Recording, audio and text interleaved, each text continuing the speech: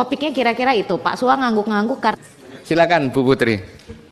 Ya, Assalamualaikum warahmatullahi wabarakatuh. Pimpinan dan anggota Komisi 11 yang terhormat, Pak Menteri Keuangan Pak Purbaya beserta seluruh jajaran, Pak Tommy, Pak Sua, dan seluruh rekan-rekan dari Kementerian Keuangan. Pertanyaan saya nggak akan sedalam Prof.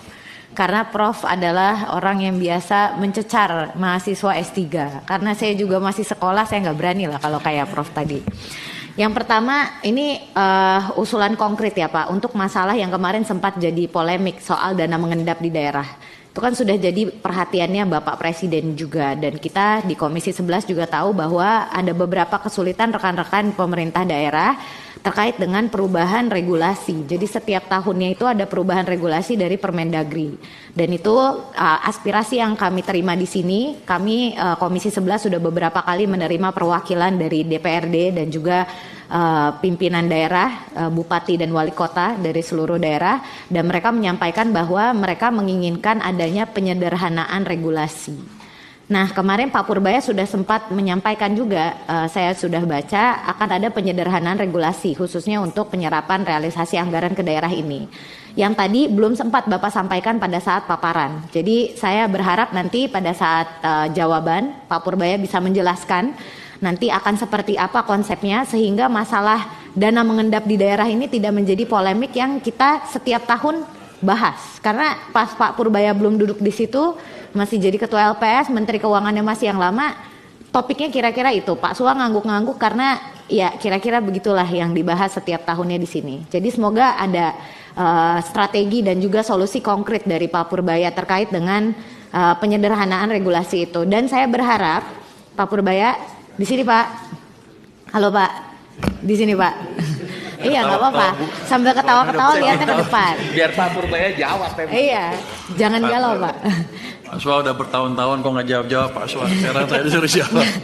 Justru karena ada Pak Purbaya harus ada solusi baru. Karena kalau Pak Sua sampai rambutnya putih mikirin itu, jadi perlu warna baru dari Pak Purbaya. Tapi intinya kita pengen ada koordinasi yang lebih baik antara Kementerian Dalam Negeri, Kementerian Keuangan dan juga teman-teman di daerah. Jadi tidak ada keadaan saling menyalahkan setiap tahunnya. Padahal ini tahunan kan Pak, kita APBN, APBD itu kan siklus tahunan yang selalu kita bahas di sini, APBD dibahas di pemerintahan daerah.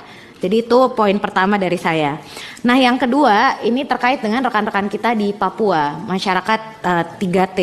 Jadi kemarin itu ada isu soal total tunggakan dari 56 pelajar yang mengalami keterlambatan pembayaran biaya kuliah yang seharusnya menjadi tanggung jawab pemerintah daerah. Itu totalnya sekitar 37 miliar rupiah. Nah, tentu ini sangat mengkhawatirkan karena posisinya mereka sedang berkuliah di luar negeri dan pasti akan membuat citra Indonesia nanti menjadi negatif, terutama di kampus-kampus tersebut. Kemarin sudah ada statement dari Pak Menteri Dalam Negeri bahwa ini akan diambil alih oleh LPDP. Jadi mumpung di sini ada Kepala LPDP dan Pak Purbaya, kita pengen dengar secara langsung dari Kementerian Keuangan ini posisi permasalahannya seperti apa. Karena kalau memang akan diambil alih oleh LPDP tentu sangat baik sehingga ada kejelasan terkait dengan kuliahnya rekan-rekan kita dari Papua ini yang tentu sangat amat membutuhkan beasiswanya. Dan yang berikutnya soal magang Pak. Jadi saya sangat mendukung kebijakan ekonomi stimulus di mana ada program magang. Tapi sayangnya di daerah pemilihan saya itu banyakkan lulusan SMK Pak. Karena mereka mau kerja di pabrik. Jadi yang mereka butuhkan itu program magang khusus tailored untuk anak-anak SMK, bukan kuliah. Banyak dari mereka tidak mampu untuk lanjut ke bangku kuliah. Walaupun sudah ada program KIP dan lain-lainnya, saya berharap ke depannya program magang ini nanti bisa ditambahkan dengan program magang untuk anak-anak SMK sehingga bisa memenuhi kebutuhan anak-anak yang tidak mampu untuk melanjutkan pendidikan ke bangku kuliah. Ini aspirasi sekaligus masukan untuk Bapak Ibu di Kementerian Keuangan. Demikian pimpinan dari saya, terima kasih.